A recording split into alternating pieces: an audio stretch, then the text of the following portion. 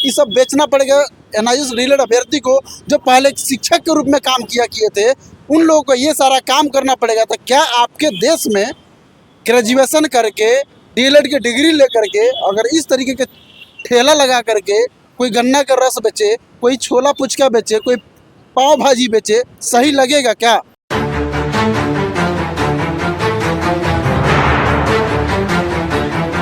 नमस्कार, आप देख रहे हैं G20 न्यूज़। मैं आपके साथ एक सबसे बड़ी चीज़ है कि आप लोग सभी एनआईएस डीलर वाले लगातार जो सोशल मीडिया के माध्यम से और चैनल के माध्यम से एक टेलीग्राम ग्रुप के माध्यम से सारे लोग गुहार लगा रहे हैं कि एनआईएस डीलर अभ्यर्थी एक साथ एकजुट होकर के एक मुहिम को जारी किया जाए और उस मुहिम में भाग लिया जाए। 19 जुलाई से लेकर के 23 जुलाई तक आपको एक अच्छा मौका दिया जा रहा है कि आप भी शामिल हो जाइए और उस मुहिम में भाग लीजिए। नहीं तो भैया को देख रहे हैं ना, इसी तरीके से आप लोग को भी ये जो है दुकान लगाना पड़ेगा और मोमो और छोला बेचना पड़ेगा। आप क्या कहाँ तक पढ़ाई की है? Graduation final. इधर देखिए, ग्रेजुएशन फाइनल है जी।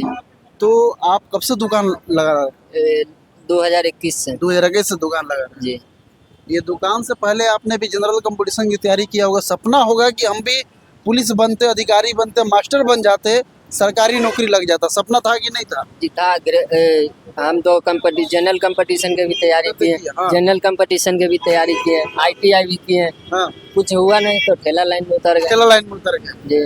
और ठेला लाइन में उतरे हैं तो दिन के कितना कमा लेते हो? अभी यहाँ पे हालांकि कोई मकसद नहीं है, कभी भी प्रशासन का नजर पड़ेगा तो आपको दुकान हटाना भी पड़ता होगा। हाँ। या कभी गांधी मैदान में कोई रैली आता होगा तो आपको ये दुकान नहीं लगाने दिया जाता होगा। नहीं लगाने देता, हटा देता। उस दिन आपके घर पे 1 रुपया का भी इनकम नहीं आता होगा। आप दिन के कितना कमा लेते हैं बताइए? वही 150 से 200 रुपया कमा लेते हैं। 150 से 200 रुपया कमा लेते हैं। पेट कैसे चला पाते हैं? चला लेते हैं उसी में चला लेते हैं। बताइए, किसी दिन जब दुकान या ठोला आपका ठेला नहीं लगता होगा उस दिन कितना कमाते होइएगा? उस दिन कहाँ से कमाएंगे? दुकान लगभग नहीं करेगा तो कमाएंगे कहाँ से? कहने का मतलब आपका जीवन इसी पर निर्भर है। जी, इसी पे निर्भर है। कहीं अगर एक बात बताइए, कहीं पर अगर चाह रहे हैं कि हम रूम लेकर के वहाँ पे अपना दुकान कर ले, हो सकता है क्या? पॉसिबल है आपके? उतना तो मेरे पास पूंजी है नहीं। पूंजी नहीं, आप नहीं कर पाएंगे। नहीं कर पाएंगे। तो मोदी जी हमको एक बात बताइए कि फिर एनआईएस डीलर अभ्यर्थियों का जीवन क्यों बर्बाद किया जा रहा है? 14 लाख अभ्यर्थी जो है जिस तरीके से एनआईएस डीलर से प्रशिक्षण लिया और उस डिग्री को आप या आपके किसी के द्वारा इनवैलिड कर दिया गया। हालांकि आपकी शासन जो है 2014 से चल रहा है और आप ही प्रधानमंत्री के रूप में बैठे हुए हैं और आप ही के रीजन में इस डिग्री को वैलिड भी किया गया। आप ही के रीजन में जो है अध्यापक जो है प्रशिक्षण भी लिए और इसी आप ही के रीजन में उस डिग्री को इनवैलिड कर दिया गया। कहाँ तक सच्चाई है?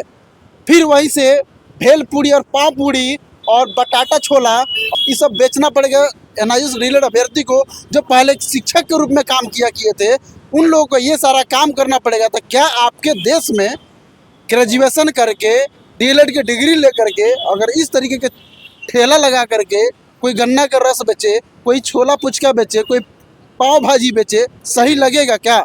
एक शिक्षक जो आकर के ऐसा काम करे तो बताइए, क्या चाहते हैं कि आप इस तरीके से शिक्षक मजबूर हो जाए जो इस तरीके से दुकान लगाना पड़े? आइए, मेरे नौजवान साथी है। अच्छा, एक बात बताइए, आपका भी दुकान है क्या यहाँ पे? क्रीम मिल का है। क्रीम आइसक्रीम बेचते हैं? हाँ। दिन का कितना कमा लेते हैं?